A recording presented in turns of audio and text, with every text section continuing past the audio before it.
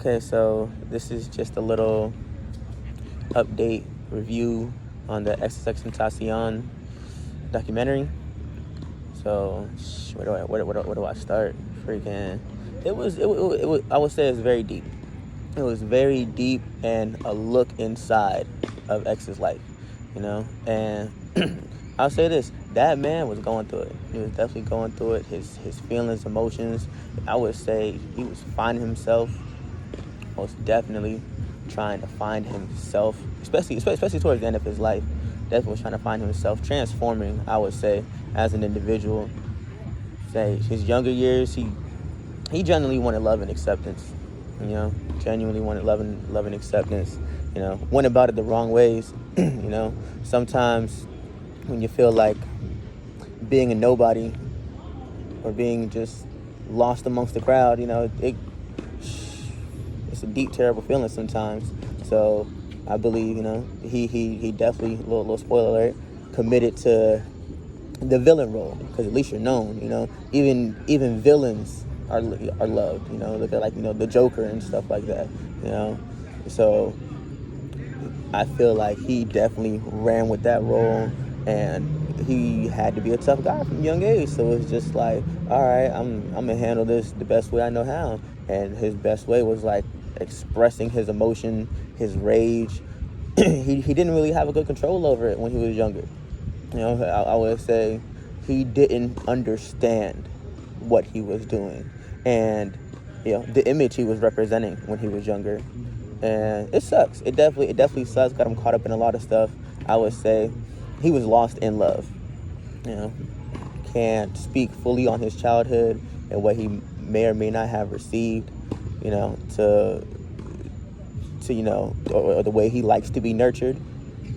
So I would definitely say he was rebellious when he was younger. Definitely rebellious.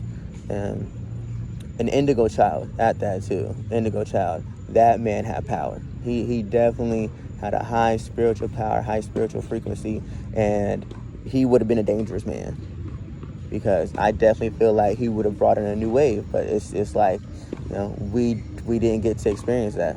We really don't get to know what that experience would have been like, seeing how he would have transformed as an artist, as a person, going from basically like some screamo shit when he first started off, making headbangers, to mixing in some R&B, getting in his emotions and feelings and opening up. And I feel like that's what attracted a lot of people to him, the fact that he was actually open about himself. Love him or hate him, I can't speak on any allegations. He never went to court to have his day, so we'll never fully know his side, or if he'll be able to prove his side.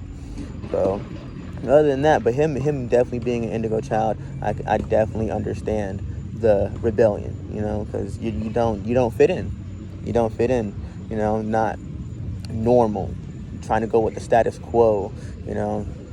It's like, yeah, indigo children definitely want to fit in.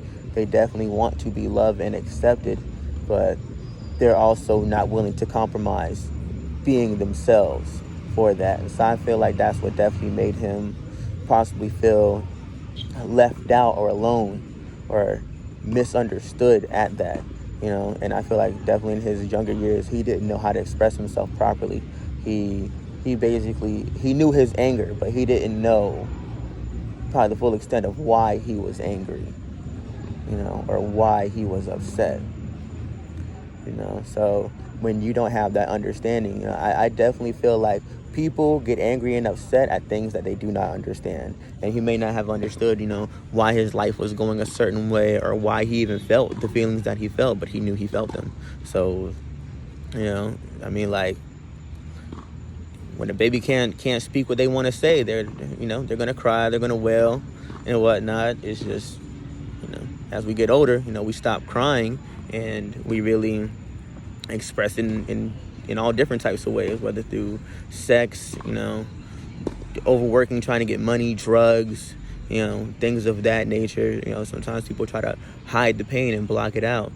But I definitely see how he, especially with his music, he was able to connect with so many people, because it hits in your mind, like, you know, dang, I'm not the only one that feels this way. I'm not alone. And I definitely feel like that was the connection that he wanted to make with people, to let them know that, you know, if I don't like this feeling, I wouldn't want anyone else to have this feeling either. And he just wanted people to know that, hey, you're not alone. You don't have to be feeling alone. There are people like you. There is someone out there that, you know, knows what you're going through. You know, so I definitely see that connection and whatnot. I definitely see how a lot of that stuff affected him. A lot of different things. And I would say the main thing was just him being a really expressive person. Really, really expressive in his music, you know, just in his life, protecting his friends. I could definitely see him as the type of person from watching that documentary. It's type of like, you know what, you heard my friends, you know, he's a loose cannon, shoot first, ask questions later.